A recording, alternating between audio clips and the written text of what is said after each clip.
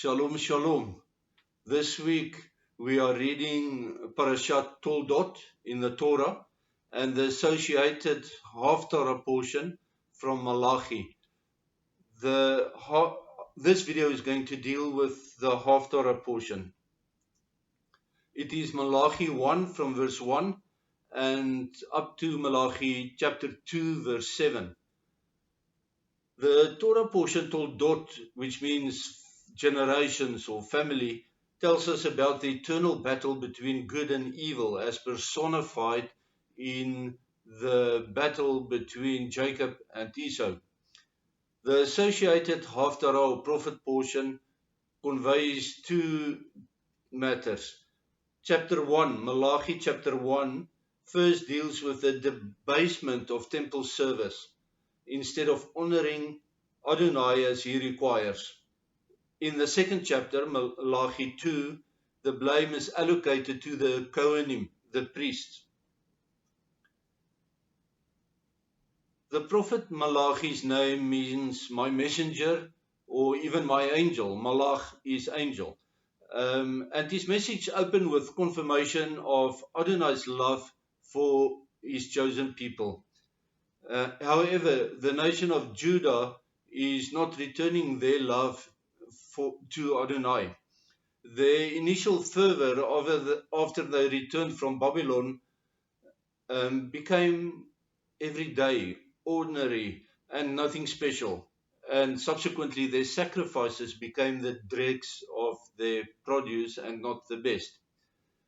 That immediately reminds us of Cain's sacrifice in Genesis 4 verse 5.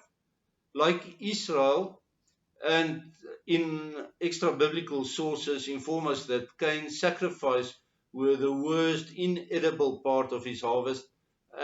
It consisted of the leftovers he didn't value. Judah's sacrifices in Malachi's day came from the blind, the lame, and the sick animals in the flocks. It was then that Adonai decreed that he will make Judah jealous with the other nations. You can read it in Malachi 1 verse 10 and 11. An obvious parallel between Malachi's day and our present day is that Yeshua brought the ultimate sacrifice, his own life, not only to cover but to completely erase all the sin of Judah and of the whole world. His sacrifice was not and still is not valued, nor is it understood. Adonai's decree to make Judah jealous became prophecy fulfilled as the Christian faith stands in opposition to Judaism. The Christian faith should be Judaism 201 or 301, but sadly it's not recognized as such. I have to say that the Gentile nations were not and is still not exemplary in their following of Yeshua at all. In his holy name, we, the Gentile nations, committed every crime that humanity could think of. It is therefore unthinkable for the Jews that the Jewish Messiah could be the one in whose name those atrocities were committed. Adonai's intent was for the Gentile nations to play a role and a purpose to provoke the Jews to jealousy. Instead, Gentile nations horrified the Jews as well as all true believers.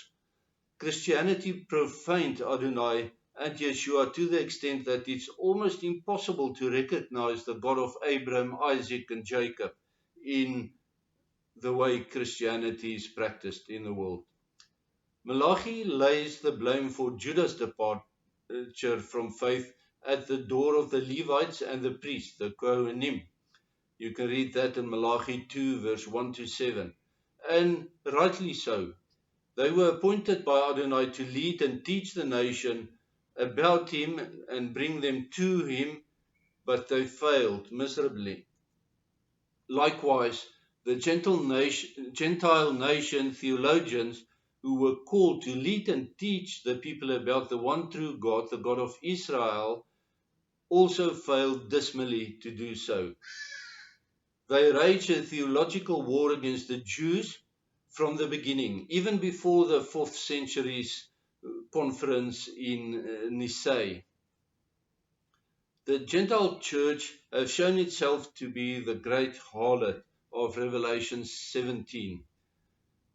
They became corrupted. An example that comes from Malachi, the Gentile church cancelled the seventh day. They cancelled the Sabbath to celebrate Sunday, the day dedicated to the sun god. That was a horrible start to eventually forget all of Adonai's holy convocations, Moedim, as it is known in Hebrew, and replace them with pagan days, the pagan days of Easter and Christmas, which originated as Saturnalis.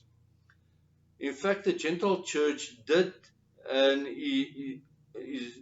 what it is doing goes way beyond the golden calf incident in Sinai, but it is progressing, graduating to full Molech service.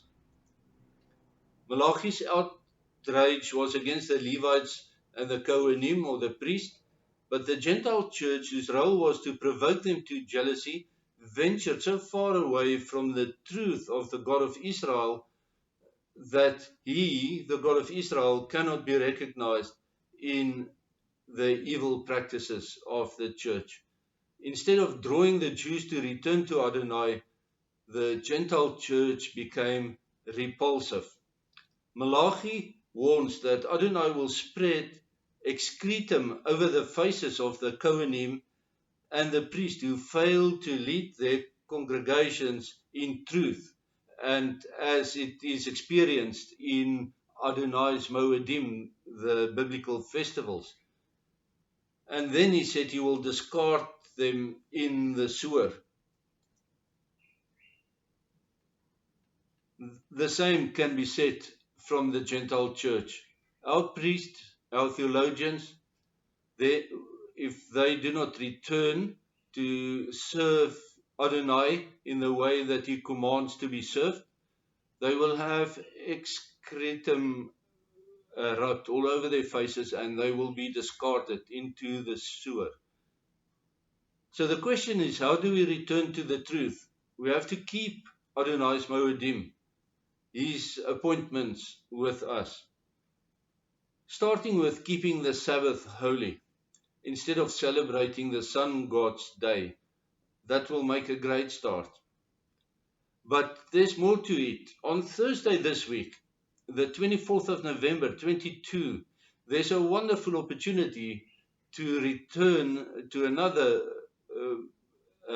biblical feast, the new moon, as it is new moon, and we can learn to celebrate the new moon festival in the way God wants it to be celebrated. And then Hanukkah is only a few weeks away. Hanukkah will be celebrated between the 18th and the 26th of December in 2022 this year, using the Gregorian calendar dates. I want to ask you, please return to worship Adonai in the way that he describes in his word. Jim Staley coined a catchphrase which I absolutely love. He says, do God's things in God's ways. That's it. Don't delay.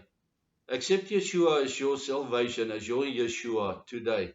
If you seek him, he will find you and he will give you shalom. Shalom means he'll make you complete and he will give you peace even in the midst of life's storm. Amen.